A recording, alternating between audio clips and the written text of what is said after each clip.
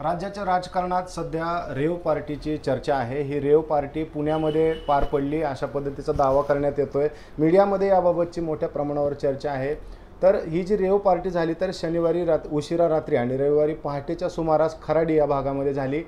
पोलिसांनी त्या ठिकाणी धाड टाकली आणि याच्यामध्ये राष्ट्रवादी काँग्रेसचे ज्येष्ठ नेते एकनाथ खडसे यांचे जावई प्रांजल खेवलकर हे त्या ठिकाणी मिळाले। त्यानंतर हे सगळं प्रकरण राजकीय आरोप प्रत्यारोपांमुळे सध्या खूप चर्चेत आहे।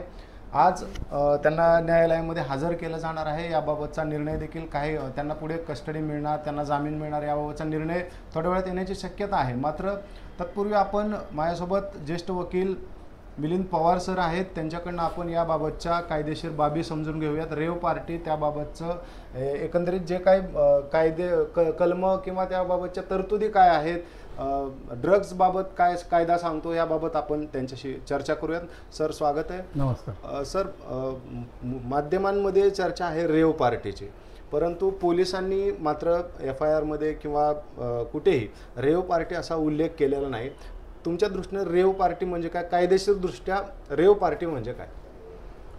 आता कायद्याचा विचार केला तर 23 ऑगस्ट 1985ला भारतीय संसदेने NDPS ॲक्ट हा अंमलात आणला। NDPSच्या कायद्यानुसार जे ड्रग्ज ज्याला बॅन केलेलं आहे त्यामध्ये चरस, गांजा, अफीम, मॅफेड्रॉन, कोकेन, गांजा ह्या वस्तू जवळ बाळगणं, त्याचं सेवन करणं, त्याची वाहतूक करणं, दुसऱ्याला हस्तांतरित करणं या कुठलंही कृत्य करताना सापडला तर NDPSच्या कायद्यानुसार कारवाई होती। ह्या कायद्याचं पूर्ण तुम्ही जर पाहिलं तर ह्या कायद्यामध्ये रेव पार्टी असेल, ड्रग्स पार्टी असेल किंवा अजून कुठलं गेट टुगेदर असेल, अशा कुठल्याही पार्टीचा गेट टुगेदरचा उल्लेख नाही। काल जो काही पुण्यात प्रकार घडला त्या प्रकारानंतर माध्यमातून बातम्या आल्या की रेव पार्टीवर रेड झाली, रेव पार्टीमध्ये काही लोक सापडले। तर रेव पार्टीचा उल्लेख असा कुठल्याही कायद्याच्या ह्याच्यामध्ये नाही आहे। रेव पार्टीचं नाव हे पोलिसांनीच दिलं असेल। रिमांड रिपोर्टमध्ये तुम्ही सांगता की ड्रग्ज म्हणून नाव आलंय, हे पण पोलिसांनी दिलं असेल। मुळात ड्रग्जचं सेवन करणं, एकत्रित येऊन करणं किंवा गपचूप एकमेकाला देणं ह्याला ड्रग्ज पार्टी म्हणत नाही। पार्टी म्हणजे गेट टुगेदर, 4 लोकांनी एकत्र येऊन भोजन समारंभ एन्जॉय करणं, मजा करणं, दॅट इज पार्टी। त्यामुळे ड्रग्ज पार्टी मुळातच हा चुकीचा शब्द आहे। आता रेव पार्टीचं जर आपण पाहिलं, रेव पार्टी म्हणजे काय, तर रेव पार्टीला एक ऑर्गनायझर असतो, आयोजक, तो त्याचं आयोजन करतो, काही लोकांचं बुकिंग घेतो, घेतलेल्या पैशातून आलेल्या लोकांना जेवण पुरवणं, मद्य पुरवणं, म्युझिक सिस्टीम लावणं, त्या लोकांना एन्जॉय करण्यासाठी जे जे करता येईल ते करणं। आणि त्या पार्टीमध्ये जर समजा गपचूप कुठल्या ड्रग्जचा वापर झाला तर मग मात्र त्याच्यावर कारवाई होते। पण ती आत्तापर्यंत घडलेल्या ज्या काही केसेस होत्या त्याला रेव पार्टी म्हणून संबोधलं गेलं। आता हा कालच्या केसचा आपण जर विचार केला तर ही एका फ्लॅटमध्ये 4-5 लोक जेवत असताना पोलिसांची धाड पडली, 5-6 लोकांना तिथून अटक केली, त्याला रेव पार्टी म्हणणं दिलं हे चुकीचं आहे। आणि तिथून काही ड्रग्ज पोलिसांना मिळाले। आता मुळात गांजा सापडला असंही म्हणतात, दारूच्या बाटल्या असं म्हणतात, आणि कोकेन काहीतरी सापडला असं म्हणतात। आता हा सगळा तपासाचा भाग आहे। ज्या वेळेला त्याचं केमिकलचे रिपोर्ट येतील ते कोकेन होतं का, कोकेन असेल तर NDPSची कारवाई बरोबर आहे। बाकी गांजा पर्सनल यूज कन्झम्पशनसाठी जर ठेवला असेल तर त्याला 1 वर्ष ते 6 महिन्यापर्यंत शिक्षा आहे। की ठराविक प्रकारचा गांजा तुम्ही सेवन करायला ठेवू शकता।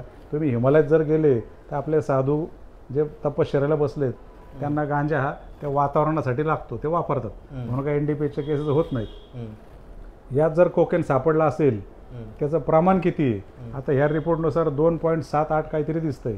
मग कायद्याने दिलेल्या प्रमाणापेक्षा जास्त असेल तर त्याला 10 वर्षापर्यंत पनिशमेंट आहे, 20,000पर्यंत दंड आहे, आणि त्या अशा केसेसमध्ये जामीन व्हायला वेळ लागतो, ही वस्तुस्थिती। सर, कोकेनचं किंवा ड्रग्जचं सेवन करणं आणि सोबत बाळगणं याच्यासाठी काही वेगळ्या तरतुदी नाही, मुळात फक्त गांजा असेल, कमर्शियल क्वांटिटी विक्रीच्या उद्देशाने स्टोअर केला ठेवला तर तो गुन्हा आहे।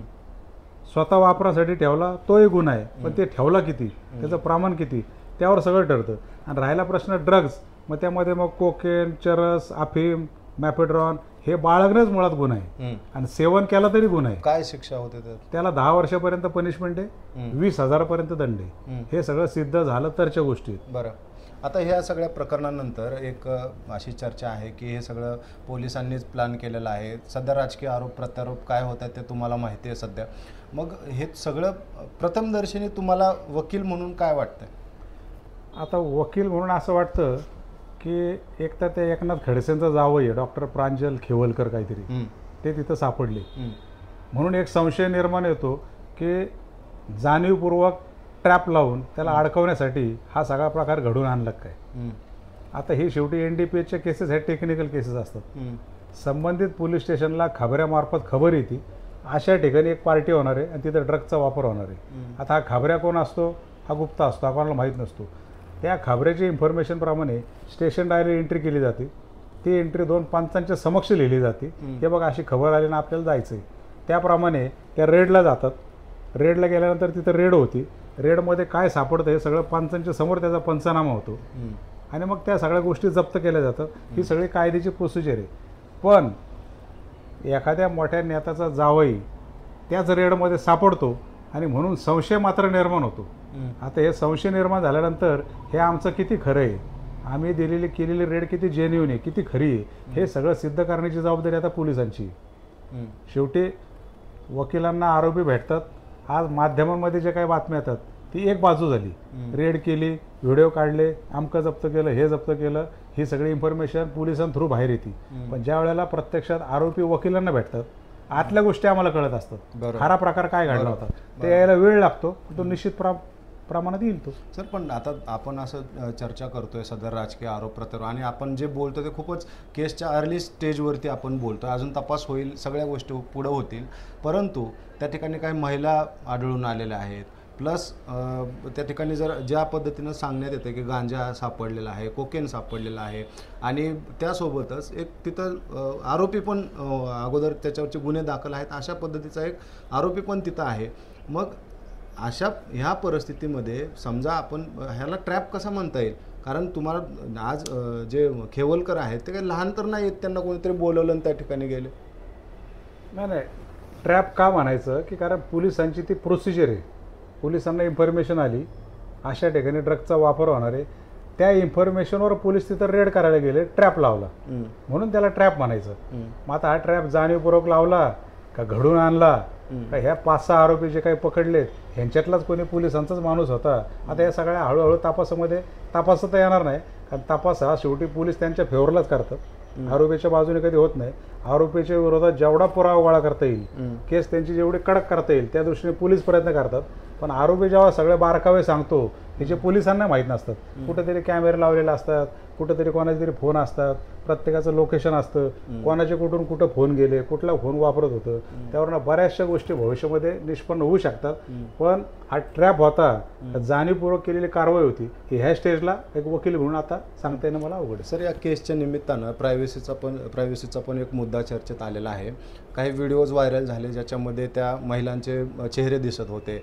प्रांजल खेवलकर यांच्याबाबतही सगळं व्हिडिओमधलं तिथले रेड मारतानाचे व्हिडिओ व्हायरल झाले. तर हे तुमच्या दृष्टीनं प्रायव्हसीचं उल्लंघन आहे का? नाही, उल्लंघन झालंच आहे ना. कारण काय शेवटी एका फ्लॅटमधली ही गेट टुगेदर आहे. आज आपल्या प्रत्येकाच्या घरामध्ये मित्रमंडळी, नातेवाईक, कॉलेज स्टुडंट असतात, एकमेकाच्या घरी गेट टुगेदर करतात, कोणाच्या फार्म हाऊसवर असतात. मग ते काय प्रत्येक काही त्याला आपण रेव पार्टी म्हणणार नाही. किंवा ड्रिंक्स, काही मद्य, काही दारू तिथं घेणारे असतात, एन्जॉय म्हणून ठेवतात, तो पण काही गुन्हा नाही.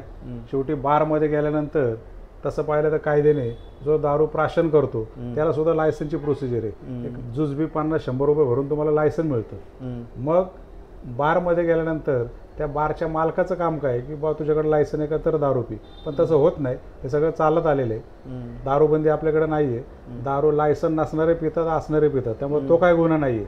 पण परवाच्या प्रकारानंतर सामान्य माणसामध्ये मेसेज मात्र गेला की आपण आपल्या घरामध्ये 4 मित्र बनवून चांगल्या विचाराने पार्टी करणं हा सुद्धा गुन्हा होऊ शकतो. एक असं चुकीचा मेसेज आणि भीतीदायक मेसेज सामान्य जनतेत गेला हे मात्र नक्की. सर म्हणजे तुम्हाला असं म्हणायचं आहे की हे सगळे मित्र होते, जर मित्र असतील तर मग तो बुकी काय करत होता त्याच्यासोबत? नाही नाही, आता हे मित्र होते का नाही हे आपल्याला माहित नाही. मग आता तुम्ही केवळ- म्हणाले की अशा पद्धतीनं मित्र एकत्र येऊन अशा पद्धतीनं पार्टी नाही, करत नाही, असतील, मी ते ते- गेट मी टुगेदर ते- असू द्या. ते जे गेट सांगितलं- टुगेदर असं अनोळखी माणसासोबत मी कोण ते कशाला जे करेल? ते जे सांगितलं मी ते एक उदाहरण दिलं. आता ह्या खेवलकरांच्या पार्टीमध्ये हे मित्र होते का, त्यांची बिझनेसची मीटिंग होती, मग त्याचे ऑर्गनायझर खेवलकर होते. आता असं काहीतरी कळते की ते खेवलकरांच्या नावावरती फ्लॅट का काहीतरी बुकिंग होतं.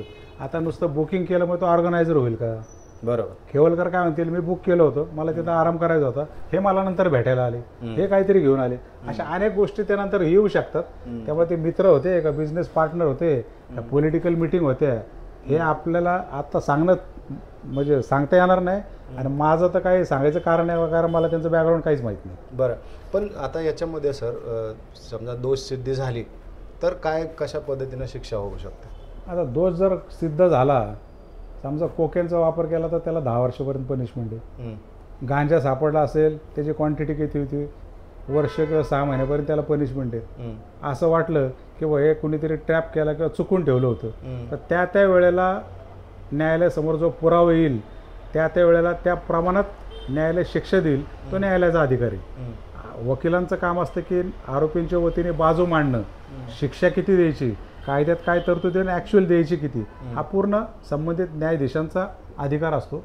त्यावर मी आता काही ते बोलू शकत. बरं सर, आपल्या निदर्शनास अशी अगोदरची एखादी केस आलेली आहे का ज्याच्यामध्ये अशा पद्धतीनं ट्रॅप करण्यात आलं किंवा खोटे ते त्या ठिकाणी पुरावे दाखवण्यात आले आणि अशा पद्धतीनं कोणाला ते अडकवलं, अशा एखादी केसचं उदाहरण आहे का आपल्याकडे? अशा भरपूर केसेस आहेत. शेवटी डिफेन्सला बचाव पक्षाच्या वतीने म्हणजे आरोपींच्या बाजूने आम्ही प्रॅक्टिस करत असतो. आरोपींकडनं खऱ्या इन्फॉर्मेशन मिळत असतात. कशा प्लॅन करून खोट्या केसेस केल्यात, त्या बेसिसवर अनेक केसेस सुटल्यात. आता डायरेक्ट एखादं उदाहरण सांगायचं म्हटलं तर ते आठवणं शक्य नाही, पण अशा अनेक केसेस त्याच मुद्द्यावर सुटतात की हे सगळ्या खोट्या केसेस होत्या आणि ते आमचं कामच आहे. पण असं स्पेसिफिक एखादी केस सांगायचं म्हटलं तर ती रिकलेक्ट होणं आता अवघड आहे. सर, याच्यामध्ये राजकीय गंध किती आहे तुम्हाला? नाही, आता खडसेंचं जावई, खडसे आणि मला वाटतं महाजन त्यांच्यात काहीतरी वाद चालू आहेत, बऱ्याच घडामोडी घडत आहेत. त्यातनं हा प्रकार घडला असावा अशी बाहेर पण चर्चा आहे. सकृतदर्शनी वर्तमानपत्र पाहिले किंवा बातम्या जरी पाहिल्या तर कोणाला संशय ना असं वाटतं की हे घडलं असावं. घडलं असेल खरंच तर शेवटी मला वाटतं खडसे पण परवा तेच बोलले की खरंच घडलं असेल तर कायद्याप्रमाणे त्याला शिक्षा होईल. पण उगाच आमच्यावर म्हणजे बदला घ्यायच्या दृष्टीने किंवा आमची बदनामी करण्याच्या दृष्टीने करत असेल तर चुकीचं असं काहीतरी ते बोललेत. त्यामुळे त्यांनी पण समर्थन केलं आणि त्यांच्या बोलण्यातून असं जाणवतं की सगळा ट्रॅप लावलेला आहे. आणि हे सगळं एकंदरीत बॅकग्राऊंड पाहिलं तर खोटंच प्रकरण आहे का असं एक शंका येणं साहजिक आहे. बरं, तर हे होते मिलिंद पवार. या केसबद्दलची अतिशय डिटेलमध्ये त्यांनी माहिती दिलेली आहे. नेमकं काय घडलं असू शकतं, कायदेशीर बाबींबद्दल देखील त्यांनी अतिशय सविस्तरपणे आपल्याला सांगितलं. तर तशी थांबूया. धन्यवाद.